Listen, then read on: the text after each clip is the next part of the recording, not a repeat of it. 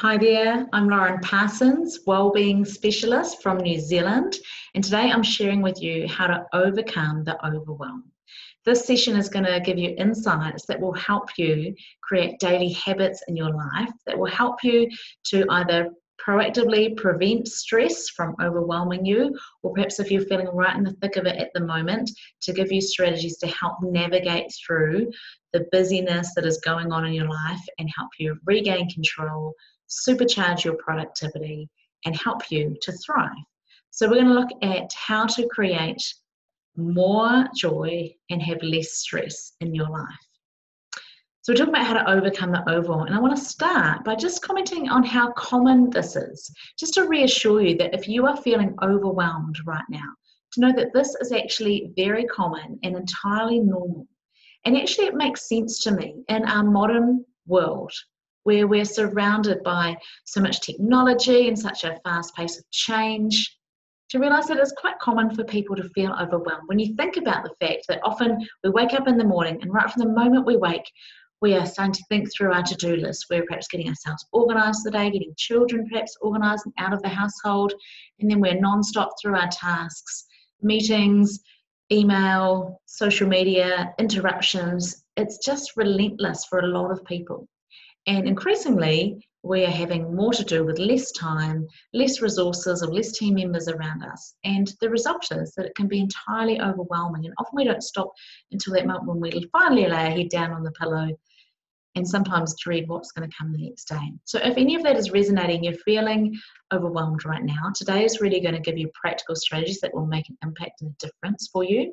And also if you're in a leadership position and you notice that there are perhaps people around you in your team that could help and benefit from this, then I invite you to share this with them as well. And for yourself, think, how can you positively influence the culture around you? So I want to start with some of the bad news and some of the statistics from right here in New Zealand, which I know will actually reflect throughout the Western world as well. One of them is that out of every 10 people, 2 always and 3 often feel stressed at work. And an international survey showed that 60% of New Zealanders are seeing stress-related illnesses affecting them, and that a third of us are having trouble sleeping.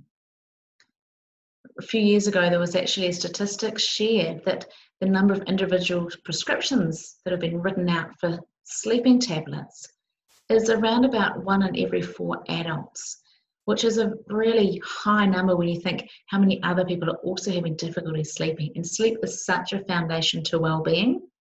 And I'm not really going to focus in on it today. I recommend that you check out the TED Talk, Sleep is Your Superpower, and check out some of the articles on my website, Lauren Parsons Wellbeing, to give you strategies around how to improve your sleep, because I'm not focusing on that. But if that's not in place as a foundation, it is absolutely normal and very common for people to feel overwhelmed.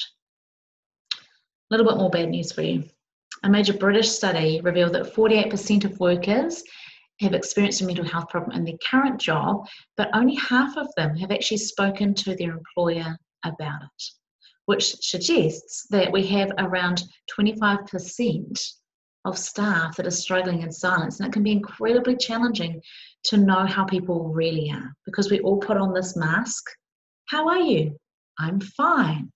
And fine is like the prescribed answer, because when we ask that question, we actually don't feel comfortable in most situations to really reveal how we're feeling. And we need to be able to have those courageous conversations with those around us and ourselves to be able to share where we're really at. So looking at some of the positive stats, however, we know that when we improve well-being, that it reduces absenteeism and increases engagement. So it is worth you investing your time in and your organisation investing in for you as well. An Australian study showed that mentally healthy workers actually work an effective 143 hours per month, as opposed to only 49. That's almost triple the effective output. And also, they only take 2 days annual sick leave compared to 18 days per year. Now just think about that, tripling the effectiveness and reducing down the days that people are absent by actually 16 days. That's over 3 weeks out of our, let's say, 48 weeks a year. That is significant. So you can imagine that, as you'd expect, the financial returns are also incredibly significant. PricewaterhouseCoopers have said that each dollar we invest in wellbeing gives us $2.30 return. And actually a more recent Deloitte study showed that return is somewhere between $4 and $9. They average it across all industries to come out at $4.2. For every dollar we spend, that is what we get in increased productivity. A Safe Work Australia study showed that when we can increase and improve the mental health environment, we can save $1,887, almost $2,000 per person per year, which isn't really a stretch to believe when you think that's only less than $40 a week. That may be 1 or 2 hours of people's time that they're regaining because they're not worried, they're not stressed out, they're more efficient with their time. And that is what I hope to do for you today, to share some practical strategies that will help you regain time, boost your productivity on a practical side, as well as help you have a mindset shift that will help you take care of you, so that those two approaches together will help you get out of overwhelm. Or if you're actually feeling okay right now, fantastic. Everything I'm going to share with you today will help to be a preventative to help reduce and manage stress levels and help you sail through anything coming your way.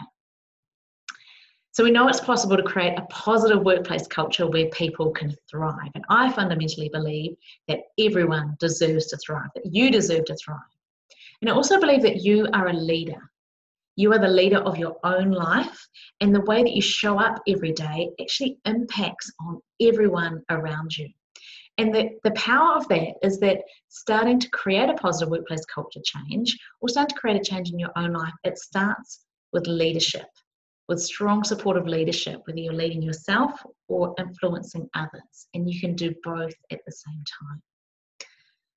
There is this thing, however, called a knowledge action gap. And I want to be upfront and look at this first up, because there are some things that you may hear me share today, and there may be some things already that you know, perhaps things that you know that you could do or should do, but then there's also what we actually do.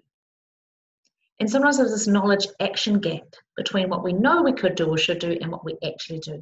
And what I want to do today is to help to close that gap for you, so that you can go away after this session and be inspired and equipped with practical strategies you can actually use and create habits that are going to support you and your well-being. Overcome, overwhelm, reduce stress.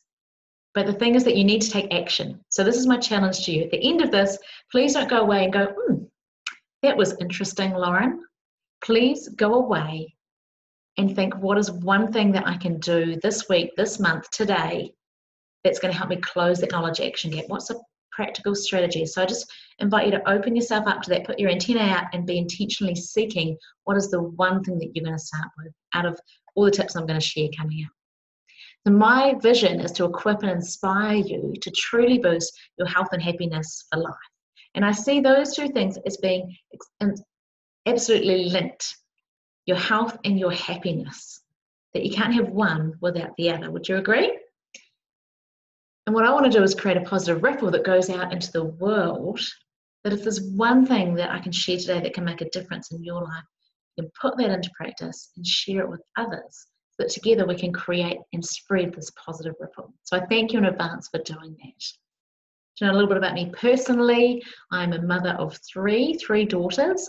My husband, Maury, is in the military. He actually also works in health, safety and wellbeing and safety regulation for the military here in New Zealand. So we have lots of interesting conversations.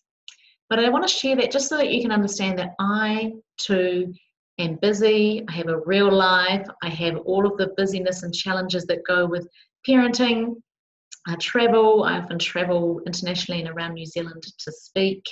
And there's a lot that goes on in life. So I get what it's like. If you're feeling busy right now, just trust to know that everything I'm sharing are practical strategies I use myself and that have worked for me and hundreds of clients and businesses that I've worked with. So I want to tell you a story about a little girl who grew up in a small city called Palmerston North, New Zealand. And this is me when I was about 11 years old, heading off to what's called intermediate school. And when I was at school, I was the most shy, unsporty kid. I was pretty good at maths, but I was not great at physical education or PE class. I can remember I used to hate PE class. I used to shy away from it. I'd be sick on those days if I could be. And yeah, if there was one thing I could do, I would love to avoid PE class, because I can recall my teacher picking two of my classmates and saying, hey, you guys just pick members for your team.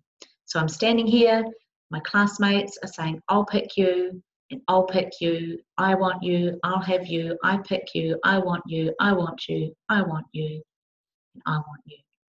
And I'm left here as the last one left standing, just wishing that the ground would swallow me up. Because all I want to do is cry, and I don't want anyone to see that. And that scenario replayed itself over and over again throughout my childhood. And I was always that last one to be picked, and I always lacked confidence. And I totally lacked confidence in myself physically. Now, I went on a high school exchange and lived in France for a year, learned to speak French, came back to New Zealand and went to university. And just like everyone else, I joined the gym, the recreation centre. But I was really intimidated by the whole place. I remember walking in there, looking into the big sports hall where there were these ladies, and they had these bars on their shoulders with these circular things at the ends. And I can recall looking and seeing them doing these movements, squatting down with their body, standing up tall. And I didn't even know what that was called. But I can recall walking past and thinking to myself, oh, I could never do that. I would never be able to do that. And I would just trot past and head down to the little circuit room at the back and do a few little exercises, copying other people. One day, a friend invited me to come along to step aerobics with her. Now, step aerobics is one of the most difficult and coordination requiring classes that there is available. You have a step and you've got to step on and off it, and they add in different arm lines and try and make it fancy. And I certainly didn't get all the moves, but what I did find was I actually enjoyed myself. So I went back. And when I've been back a few times, they said, if you want to become an instructor, just come and see us afterwards. So I did. And before I knew it, I was doing the instructor training program, and I became one of the presenters teaching group exercise. Now, this was 19 years ago, and there were three key things that I learned through that experience. One was just that I actually did have enough coordination to be able to do choreography, so that was a bonus. Two, there was an amazing person, and that was Amy, my boss, and she believed in me. Never underestimate the power that you have to change someone's life when you believe in someone and you encourage them. And three, I discovered that I was capable of more than I first imagined. And this is something that I believe is true for all of us. So my first key takeaway for you is to know that you are capable of so much more than you could ever imagine. So much more. And one of the reasons that I know that is because of little old Lauren Parsons from Palmerston North, New Zealand, who was always last to be picked for sports, totally lacking confidence in myself, especially physically, and really intimidated by the gym environment. If I can go on to help thousands of people boost their health and happiness, then you can do anything. You really can. And I need to start here, because if you are feeling overwhelmed and you're wanting to create change, you may be in a position where you just can't see how it's even possible. So I'm here to tell you that change is absolutely possible. Absolutely. And you're actually capable of so much more than you can imagine. And what's important to know, now really hear this, is that you deserve it. You deserve it, because you are amazing just the way that you are. You are unique, you are precious, you are capable, you are enough right now. And you deserve even more health and happiness. You deserve to thrive. So if you can receive that today, and I hope that you can, just know that because you deserve it and because you're capable of more than you think, you will be able to create change. And whether that's a change in your own lifestyle, a change in your family, in your career, a change in your environment, if you're wanting to create a change in your whole workplace, you absolutely can. But it starts by closing that knowledge action gap, by taking some sort of action. And once you do that, you will amaze yourself at what you can do in the next step after that, and the next step after that. Just remember and know that you're amazing right now and that you deserve this. Now for me, my journey went on that I started getting into personal training. I got qualified. I then later on became a lecturer at the New Zealand College of Fitness, teaching personal training, so teaching anatomy, physiology, human performance, nutrition. I then got qualified as a life coach so I could help people with the mindset side of things, and then started speaking to groups. And I found that it was incredible, the response that came through some of the messages that I had that were, yes, radical and shifting paradigms. And I started loving that so much that I started also sharing around nutrition, and I brought out my book, Real Food, Less Fuss, which is your complete time-saving guide to simplify life and feel amazing every day. And it looks at my unique approach to nutrition, which is about making it really fuss-free and easy. I brought out my 5 Live Well principles, which I'll share and look into some of these today with you. And then what I love most to do is to now speak with workplaces and speak to groups and at conferences and inspire not just one person, but many collectively to enhance their health and well-being. And last year I was really privileged to have the opportunity to speak on that little red dot, the TED Circle at TEDx Oneonta down in New York State. So these are my 5 Live Well principles. The first is to uplift your thoughts, to have an attitude of gratitude, to focus on what you want, to nourish your body with whole real food as God intended it for you, full of lots of vitamins and phytochemicals and fiber and full of different flavors, colors, to invigorate. And my philosophy there is to snack on exercise. And that was actually the topic of my TED Talk. So you can check that out if you Google snack on exercise or head to snackonexercise.com. And you'll find the TED Talk there and some info about the global movement we're creating to boost people's brains, bodies, and mood. And the goal there is really to turn the tide on depression and diabetes and disease. So do check that out. I'm not really focusing on that again today, as I say. To strengthen your body and your mind, and to restore, to keep everything in balance. Now, within these 5 Live Well principles, there are actually 6 pillars that underpin them. So I know there's a lot of words there, but you can pause, you can read these or note these down. I'm not going to have time to cover them all today, but we'll touch on some in most of these areas with you today. So I do invite you, if you would like to find out more about those Live Well principles, to head over to laurenparsonswellbeing.com, and you'll find right there on the homepage, actually, you'll see a little icon of this book cover, and you can enter your name and email, and I'd love to send you out a copy of this book, Live Well, Work Well. It's a really concise booklet. You can read it in a couple of hours, 20 pages, where I just dive into one of those pillars under each of those principles. You don't feel like you're going to be overwhelmed by this, because it's really just one of each. And each section has got a checklist with some simple strategies that you can apply right now to make a difference in your life and in your workplace. So do head over to laurenparsonswellbeing.com and grab yourself a copy of that. Now I want to look at the biggest mistake that people make that makes them lose hours a week and often leads to increasing levels of overwhelm.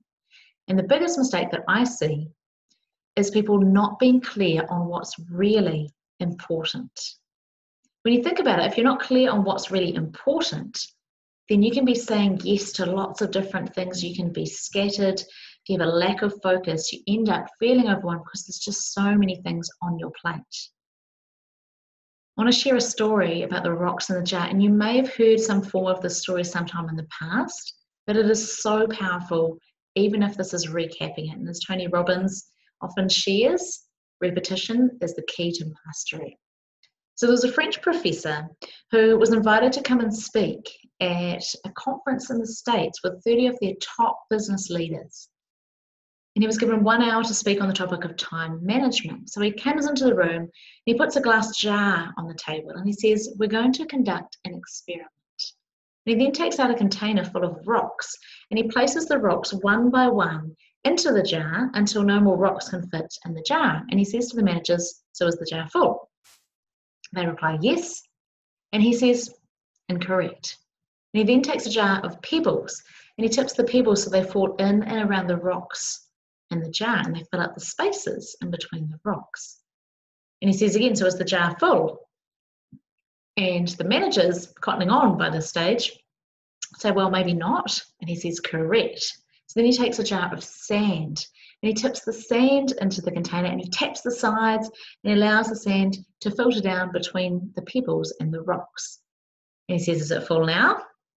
And they say, not quite. And he says, correct. And he takes a jug of water and he pours the water so that it fills all of the spaces and fills the jar to the top. And he says, is it full now? And they say, yes. And he says, correct. And then he says, so what does this show us?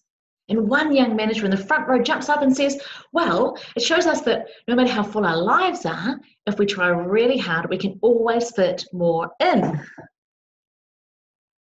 And as you may have guessed, he said, no, that is not correct. And he shared, what this shows us is that if we don't put the rocks in first, there is no way that we're going to be able to fit them in.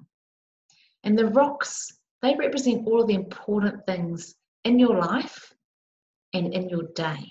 So on a macro level, big picture, the rocks are the big things in your life: your health, your well-being, yourself, your relationships, your parenting, your family, the legacy that you want to leave in the world, things that you're passionate about. The rocks are the things that are most important to you in your life. But also on a micro level, on a day-to-day basis, your rocks are the most important jobs, the tasks, that new proposal, getting that assignment done, making that phone call, the key things that you need to do each day. And so often our days get filled up and frittered away on pebbles and sand that we miss out on fitting those rocks in. And when you don't know what's important, it is incredibly easy to fritter time away and not realize that you get to the end of each day and you feel a bit like this. If this is your reality right now, that your jar has got the most important things overflowing and missing out, then I can tell you that there is hope, because you can switch this around. But the key is putting those rocks in first. Because you can imagine if you start with the water and then the sand, you just get a layer of wet sand and then a layer of pebbles and then a few rocks, but some rocks will be left over. So the key here, and this is something that I use on a daily basis, is to constantly think, what is the highest priority right now? What's my rock? How am I going to focus on it? And I'm going to give you some strategies to actually apply this on a daily basis. But the key, it can start by knowing what you're saying yes to and what you're saying no to. And Stephen Covey once said, you have to decide what your highest priorities are and have the courage, pleasantly, smilingly, non-apologetically, to say no to other things. And the way to do that is by having a bigger yes burning inside you. It's so key to start with a compelling picture of why it is that you're doing what you're doing, to clearly see where it is that you're heading, to know why it is that you want to get there. And that is why setting a vision is so powerful, why Simon Sinek's TED Talk on how great leaders inspire action in his book, Start With Why, is so powerful and so on point. We need to have a compelling why, and we need to make it crystal clear. And when you do that, having a clear milestone helps you to get through your moments. For example, let's say you have a clear milestone in terms of your health and fitness. You know how it is that you want to look and feel and all the things you want to be able to do, and you've connected with that emotionally so you can picture how that will feel. Once you know how that will feel, what it does is it makes it easy in those little moments to make a great decision in line with where you're going, because you have a clear why. Tony Robbins once said, find your why and you find your way. Clear milestone makes it easy to get through your moments, because we all have those moments when we could hit the snooze button and sleep in and skip exercise routine. With those moments when someone offers us food that we don't need. But when you have a clear why and a compelling why, it draws you towards it. Your milestone helps you get through your moments. Now, there's so much more I could say on that, and with my clients and in workshops and one-on-one, I work through a really powerful exercise to help you define your why, and also to define your rocks in your jar, the things that are important to you. Let's look at the Eisenhower Matrix. This is a matrix that Eisenhower brought up that looks at comparing things that are urgent and things that are important, with the things that are not urgent and important, and vice versa. So in the top left corner, we have urgent and important. Those things that are vitally important, the things that we're doing when we're working in this box, they get us working at a frantic pace. Things that must be done, important projects, deadlines that need to be met. Urgent and important, they must be done. The non-urgent and important box are the proactive things things that are never urgent, but they're really important to do. And there are a lot of things that fit in this box.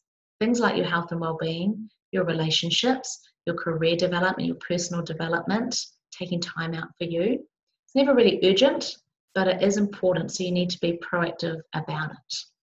The urgent, non-important box is where we are reactive, where we're reacting to other people's demands, perhaps to emails coming in, to requests, to things that we just remember and think, oh, that's right, had to do that, that was urgent. And somehow, because things are urgent, they trick us into believing that they're more important and they elevate their status, and we spend time working on them. And this is where often the pebbles and the sand comes in. Things that aren't really important, but we prioritize them because they're urgent. And then in the blue box, we have things that are not urgent nor important. And really, when we spend time here, we're just wasting time. So it could be that you're formatting your spreadsheet so that everything is just absolutely picture perfect, even though no one else will see it. Or, you know, there's always a few in an audience when I say matching the coloured pegs, things like that. Anything that we're doing to excess, where it's not going to make really much of a consequence or a difference, can be time wasting. So the things in the urgent, important box we need to do. They're vital, they're important, they need to be done. The things in the non-urgent, important box need to be planned for. Things in the urgent, not important box, we want to minimize the time here. So we want to delegate or systemize these things. And time wasters we just want to avoid. Now, most people spend their days and their lives going back and forwards between frantic to reactive, with those interruptions that come in, going back and forwards, frantic, reactive, with a little bit of time and time wasting just for a light relief. But if I ask you which is the box that you'd like to spend the most time in, what would you say? Now, I may have just revealed the answer right there because I've talked about the frantic, reactive, time wasting L that we go in, when really what we want to do is spend more time in that green proactive box. We want to shift our time so that we spend as much time as possible working on things that are vitally important before they become urgent, so that we're not under pressure, but we're working on things proactively. And there are so many things, as I mentioned, that fit in this box. For example, your health and fitness, your health and well-being. It's never urgent for you to go and eat that carrot. It's never urgent to go for a walk. It's never urgent to take your kids for a date or spend time with your partner. It's never urgent to do that self-development course to progress something towards your career goals. They're not usually urgent, but they are important. So as I said, the key word there is to plan. So there's one thing that you take away today, once you've got those rocks in mind, is to plan time to spend proactively on the things that are important to you before they're urgent, so that you fit them into your life. And so literally look at your week planner and schedule and block in times to do those things. To share a story from Bethlehem Steel, this is a company that in 1918 was one of the biggest steel manufacturers and second biggest boat building companies in the States at the time. And they had this fantastic young manager, Charles Schwab, and he decided he wanted to improve their productivity. So we got in a management consultant, Ivy Lee, and he asked Ivy Lee whether there was any way they could improve their productivity. And Ivy Lee said, yep, absolutely. You just give me 15 minutes with each of your executives, then I can help you do that. And Charles Schwab said, well, okay, what's it going to cost me? And Ivy Lee said, nothing at all, unless it works. You can just send me a check down 3 months down the track and let me know how much you think it's worth. So Charles Schwab agrees. So Ivy Lee goes and speaks to each of the managers, and this is what he says. This may be something you want to write down. Please take notes on this.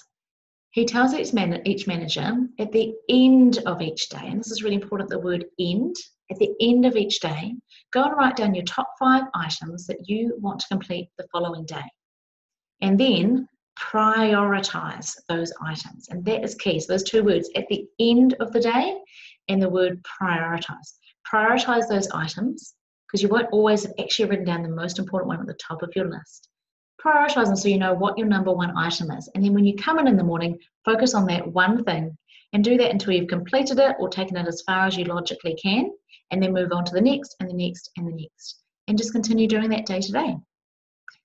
So 3 months later, Ivy Lee didn't actually get a check from Charles Schwab. What he got instead was an invitation to come in and see him in his office. So Ivy Lee travels there, comes in, and he's presented with a check for $25,000, which in today's terms is around $500,000 in value. Just imagine receiving a check for $500,000 when you weren't expecting it or didn't know how much you would receive, because it was just through their choice and their generosity. And Charles Schwab said that he was so generous because he credited Ivy Lee's advice and the fact that their managers were now using the system to radically boosting their productivity. And he credited that as being the reason that they were in the premier position at that time. So I share that for two reasons. One, to help you realize and to have it impressed upon you how important and how significant one small change can be. One small change can create a cascade and a ripple effect that really does change your whole organizational culture, your entire life. And also to realize that never underestimate the power that you can get by trying something new and doing it differently. I want to talk about morning routines now. I invite you to think about how you start your day. And I know we're getting really personal here, but the way that you start your day really determines the outcome of your entire day. And I believe that most people start their day out on the wrong foot altogether. So often I have clients I know, because they tell me, and I've done it myself, that we hit the snooze button, 9 more minutes, and then we hit the snooze button, 9 more minutes, and we hit the snooze button, 9 more minutes, and we're not really getting quality sleep. And we're trying to give ourselves perhaps more energy, but it actually is counterproductive, as you may have experienced. So I invite you to think about what's the morning routine that you would like to create and how could you change your day? And I'll share why this is so important. A really revealing and embarrassing story, actually, again, about me. We moved to Canada in 2016 and we're there for 2 years. And I was living in Ottawa, so a beautiful city, amazing place, absolutely loved Canada. But I did find that living there in the winter, minus 25 degrees, surrounded by snow, no social support networks around me, that it was incredibly tough on my mental well-being, especially when it got dark at 3:30, 4 o'clock. And at early mornings, I would be getting the kids ready to head off to school. My husband would have left early in the morning, and it was a really dark and challenging time in my life, because if you're a parent, you will understand just how your children can push your buttons. If you don't have kids, you just have no idea. I had no idea that anyone could actually just make me so agitated. And so my mornings would go from me starting out calm to quickly escalating into quickly go upstairs, get dressed. Why aren't you dressed? Go back. No, you've got to brush your teeth. Don't lie to me. Go brush your teeth. Okay, come on. You've got to get ready. Put your snow pants on. Oh, darling, you put your snow boots on, you haven't put your snow pants on. Take your boots off, put your snow pants on. And I tell you, that's like the PG nice version, because really the mornings would disintegrate into tears and yelling from all sides. And I'm really embarrassed to even admit that. But I need to share this with you just to share what an impact this can have for you. Because for me, when I was getting to a point where I was so stressed out by this that the night before I would start having the anxiety coming up, because I would be thinking, how am I going to cope with another morning? How am I going to cope with just the morning disintegrating into this, and the guilt that would then come after sending my children off to school, having shouted at them and again feeling guilty. So I decided something had to change, and it had to start with me. I set my alarm to get up 15 minutes earlier. And what I now do since then is I put on an uplifting song. First of all, I get up as soon as my alarm goes off. I have it well across the other side of the room, so I get up immediately as soon as the alarm goes off. So I get up out of bed, I put on uplifting music, and I either lift the blinds if it's summer or put the lights on if it's winter and it's dark. And I just move for 4 minutes. I just do a lovely stretching, strengthening routine for around 4 minutes while the song plays. I focus on one thing I'm grateful for in that moment, and then I set an intention for how I want my day to be. And when I'm doing all of that, I'm breathing deeply and diaphragmatically. And all of those things, they tie together, but I can do those things in just 4 minutes. They call it habit stacking when you've got great habits that can fit together and save you time. So I stack those 5 or 6 habits together into just 4 minutes. And once I started doing that, for me, it totally transformed the way that I started my day.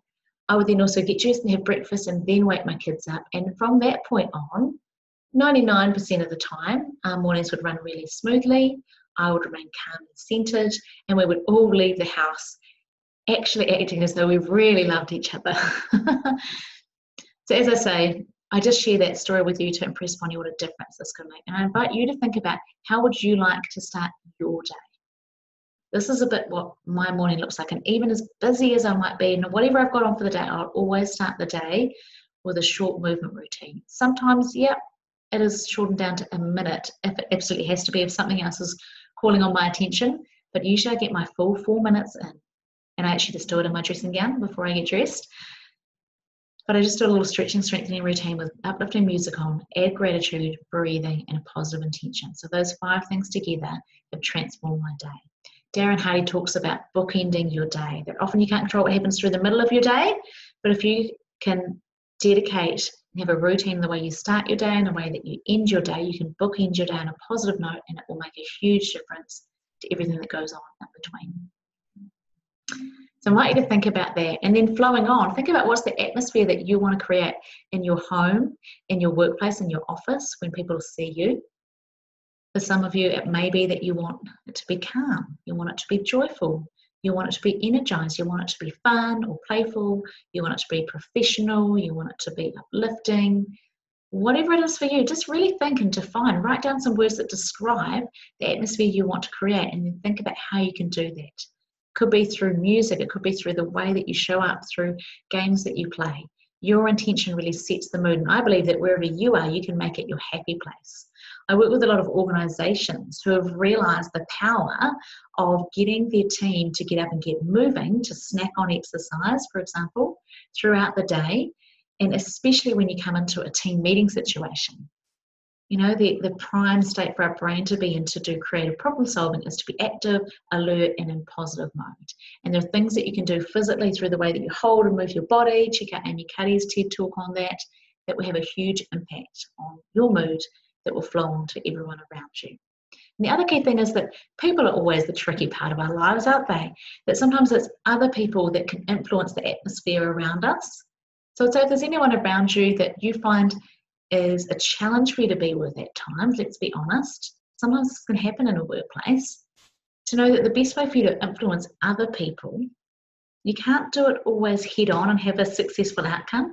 What you can do is you can change the way that you act yourself. As Michael Jackson said, start with the man in the mirror. And when you do that, because relationships are a two-way interchange, when you change the way that you act, it automatically changes the way that people act around you. And there's this really powerful quote by Tony Gaskins. You teach people how to treat you by what you allow, what you stop, and what you reinforce. And this is true as a parent, in every love relationship, in your friendship relationships, with your team members, your boss, your employees, in every setting in your life. You teach people how to treat you by what you allow, what you stop, and what you reinforce. And if you're in a leadership role, you can absolutely lead and create the environment that you want by the things that you allow, stop, and reinforce. So I invite you to ponder that and think about what are some things that you want to start showing up and doing on a day-to-day basis. I want to talk about filling up your cup, because this is so critical to underpin everything I've talked about so far. To know that when you do things that refill and recharge you, that is fundamental and critical to you thriving and not feeling overwhelmed. The challenge, however, is that when I talk to people about taking time out just for themselves, the most common response that I get is that people say they feel guilty and or selfish when they do that. But I want to share with you today that taking time for you is not selfish. And here's a little flip I want to do right now, because you can actually shift your mindset around this. That if you do have that tape playing in your head, those words that perhaps in your self-talk that you think, oh, I'd like to do this for me, but no, I better do this and this and this first, and you end up being last of the list, bottom of the list, because you ultimately somewhere It's part of you that believes that taking time for you is selfish. Let's flip this right now for you, my friend. So what I would say, and this is a bit of tough love, what I would say is that if you're not filling your own cup up so that you're actually overflowing with more love and energy and passion and enthusiasm to give out to those around you in your life, personally and professionally, if you're not filling your own cup up so that you can give out, then you are actually going to be showing up as you're tired, lethargic, worn out, less than your best version of yourself. You're going to be more impatient. You're not going to be your best version of yourself. And that, my friend, is actually selfish. So not taking time to fill your cup up and showing up as the grumpy, tired, impatient version of yourself, that is actually selfish. So I said, I know this is tough love from me to you today, but I share that with you because that is so critical for you to get your head around. And you can, right from this moment, choose to adopt that new mindset to say to yourself, to re-record over, that taking time for me is not selfish, taking time for me is essential. So I invite you to join me to adopt that mindset, to know that taking time for you is essential. And when you do it, not only do you get the benefit, but everyone else around you gets the benefit because you literally fill yourself up to overflow. And that is positive for everyone around you. So it is not selfish. So I hope that that flips your mindset around that. That is something that I've seen so many of my clients, one-on-one clients, especially where we've worked through this and perhaps looked at what are some of the other beliefs supporting that fear or concern that it's guilty or selfish. It makes you feel guilty to do that. And I've seen so many people literally transform their lives because of this one thing.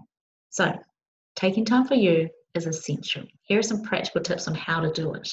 Creating me time in whatever shape or form it is for you, whether that is getting out and tinkering with your car, whether it is doing something creative, painting, journaling, being out in nature, perhaps it's being on your own, having quiet time reading, perhaps it's being with others. Playing board games is one of my favorite things. It's like one of my love languages, that if I don't get to connect with people around a good game and have good conversation and fun, I really miss it and I can't wait till the next time. So I know the things that fill me up. Getting outdoors is equally important. Spending time with my children, reading to my children, all these little things are things that I know fill my cup. So what are the things that you love to do? I invite you to think about how you can plan ahead and block out times as an appointment in your diary. So let's say walking around the local lake is something that you know you love to do. Sometimes you do it at lunchtime, sometimes you don't. What if you blocked it out as an appointment? 12 o'clock on a Wednesday, I'm going for a walk around the lake. Now, when you've done that, what it means is that when Jessica comes along and says, hey, can you just help me with this thing? Can we catch up? Can I phone you? Or can we connect at 12:30 on Wednesday? You can say, actually, I've got another appointment then. Could we make it another time? Does that make sense? Now, some of you are thinking, oh, that sounds radical.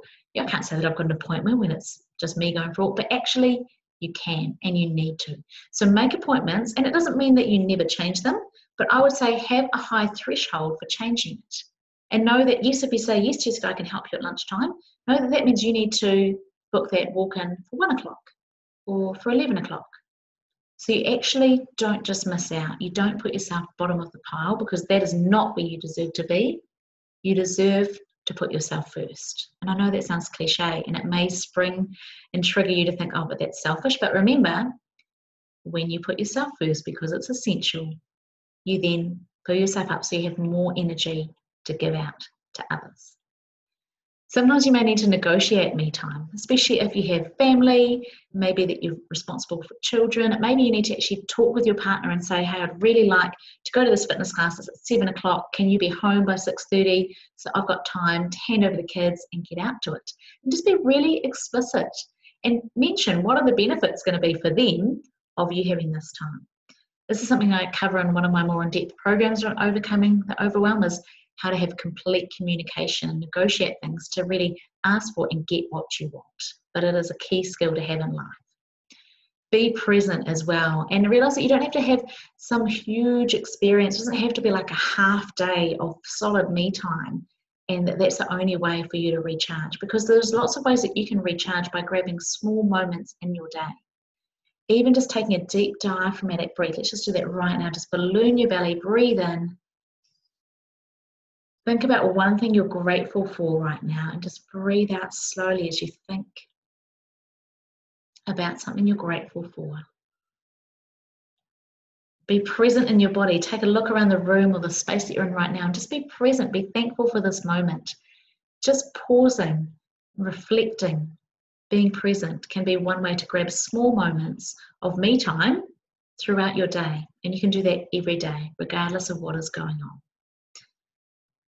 So those are all the key strategies and tips, techniques that I wanted to share with you today. And as I say, this is a very top level, brief version. I do have a lot more in-depth programs, which I'll share about in a moment, just to give you some ideas of other ways that I can help you and or help your organization.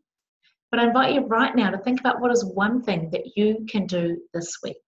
Just like in Gary Keller's book, he talks about the one thing, the power when you focus in on one single thing. You cut out the distraction. Think about one thing that you could make progress on, that you could change, that you could instill as a daily habit. Perhaps it's focusing on what your rocks are. Perhaps it's really thinking about what is urgent and important, and planning time, scheduling time for those non-urgent yet important items.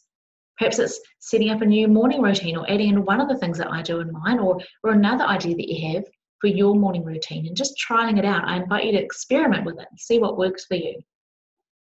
Perhaps it's using that top five list, and at the end of the day, prioritizing your list and focusing on one thing at a time, working it through to completion. Just invite you to think about one key thing you can do this week. Maybe it's you're just going to start to remind yourself that taking you time is essential, that it's not selfish, it is essential.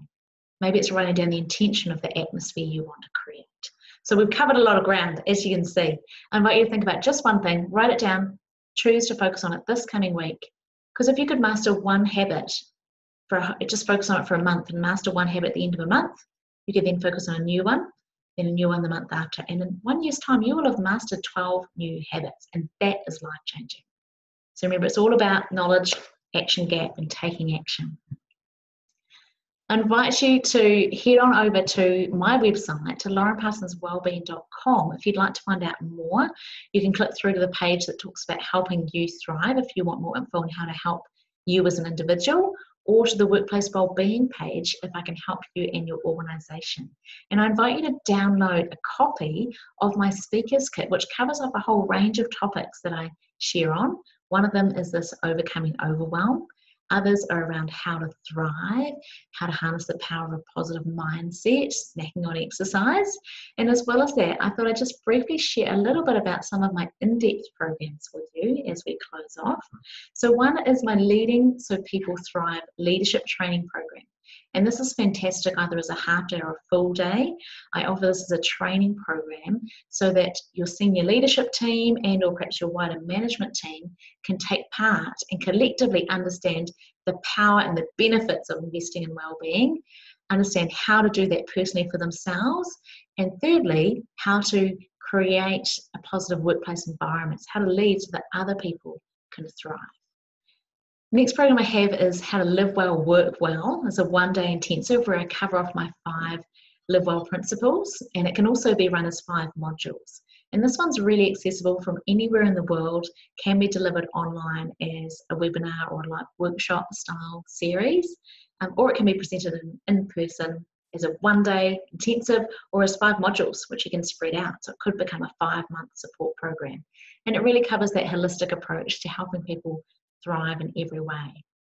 The next one is my Snack on Exercise topic. Now head on over, as I say, to snackonexercise.com, where you can access the 17-minute TED Talk and check that out. You can share that with your team. I'd love to see your workplace inspired to do that during the workday and see what a difference it makes to your team to be more creative and more productive, healthier and happier. But we also have a 4-week program. And this is really exciting because it's something you could actually take part in individually or as an entire team. And I run it as a workplace challenge. It has 4 modules. So we start by looking at motivation, which is so key. And then we look at thoughts, and then habits, which flows on from our thoughts, linking our habits, and then productivity. And through those 4 modules, participants actually log in through the individual portal. They can stream on any device and access daily little video clips that have ideas on little snack routines, little movement routines. It's nothing to do with food, but snacking on exercise is all about adding movement into your day in 1-minute bursts spread throughout the day. So this program really supports you with ideas and equips you and inspires you with how to make it happen. And it's a great workplace challenge you can run as different teams and add that competitive element as well. So that's available worldwide as an online program. The next one, which is most related to our topic today, is the Overcome the Overwhelm 8-module course. This can be run as a 2-day intensive, or it can be run as 8 separate modules. And the powerful way that this is delivered can be in person as a workshop.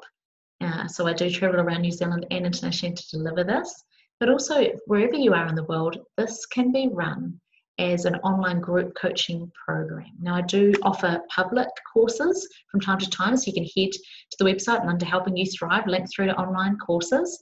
Just register your interest and let me know you'd like to be part of the next one, and I'll let you know some dates.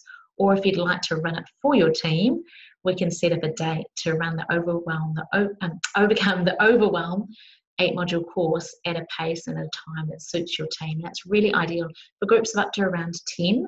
So it could be just one group, could be just for your management team and leaders, could be for a wider group, or just for staff members that want to opt into it.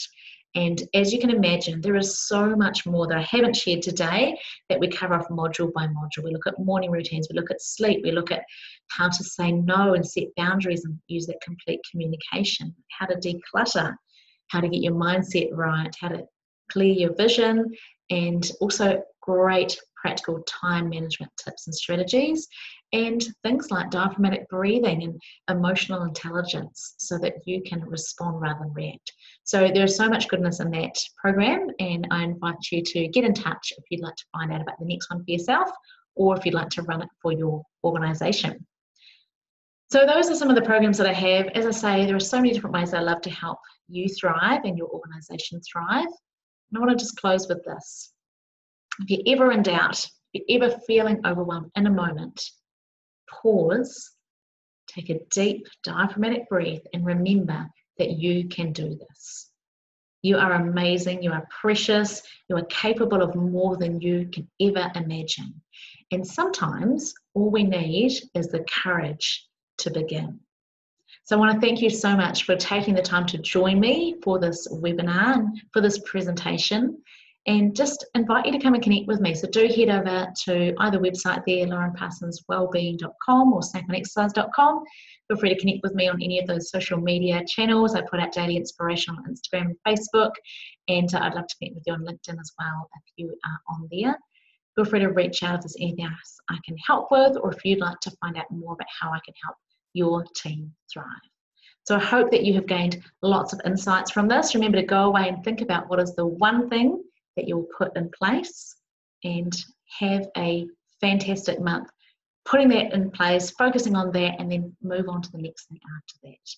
Have a fantastic rest of your day. Thanks for joining me. I'm Lauren Parsons, and I hope that you will go out and thrive.